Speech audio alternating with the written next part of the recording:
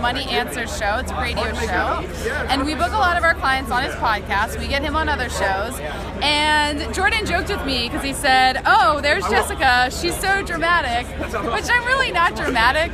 But sometimes, people that we book on his show cause a little bit of drama in Jordan's life. And why is that, Jordan? The simplest thing you think would be easiest to do, in many cases they don't do. For example, you book them on the show and then they don't show up or they don't cooperate. I have a whole process that I go through to get ready to make the show to be as good as it can possibly be. So I like talking points about the areas they feel comfortable talking about. I like to do the show over Skype. So my particular show, the Money Answer Show, is on what's called the Voice America Business Network, and they need your Skype address to do a contact request, so it works out well. Getting their Skype address can be a royal pain in many cases. Which is why we try to always have it on the one sheet. Have it on your that one sheet. That would be good. So having that would be good. Yeah. Having it organized. I mean, my particular show is an hour, so there's a lot of stuff you can talk about in an hour, and it's broken into 4 quadrants. I know about a lot of stuff, but I don't know what you know, and that's why I want to have you on the show. So I like to have kind of talking points, websites that you may want to be referring people to. If you've done a book, send me your book in advance. I always getting it like 10 seconds before air, Just take care of things far in advance, and it's going to go really well. This is what I've been doing for many years on traditional media, on radio and TV shows. Make their job easier. And the easier you make their job, the more they want you back. And the same thing, if you're dealing with a podcaster, make their job easier by giving them exactly what they're looking for. Talking points, Skype addresses, content, so that it goes well. And it makes you look good as the guest to get across the points you want. I'm not a mind reader. I'm trying to get across the points you're trying to reach.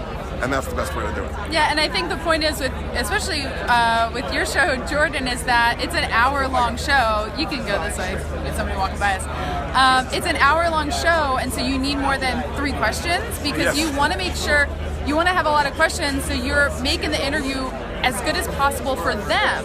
Correct. Because questions that you could come up with might not be what they can talk about, right? I have some area of expertise, but I'm not an expert in everything, and the person who's being interviewed is the expert on whatever that topic is. So yes, in my case, it's an hour-long show, so I like a whole bunch of different questions and areas to go into.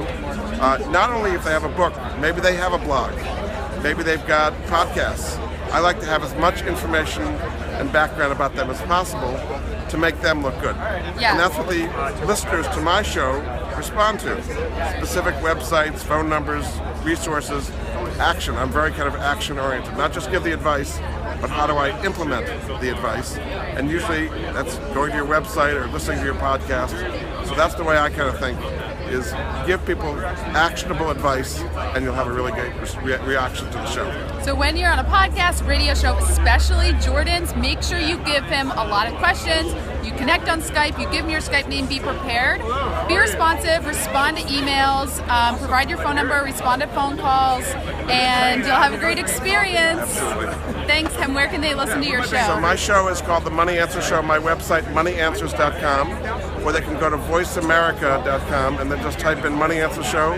I've been doing it for 10 years weekly, so I've done something like 800 segments. So there's every aspect of personal finance I've talked about.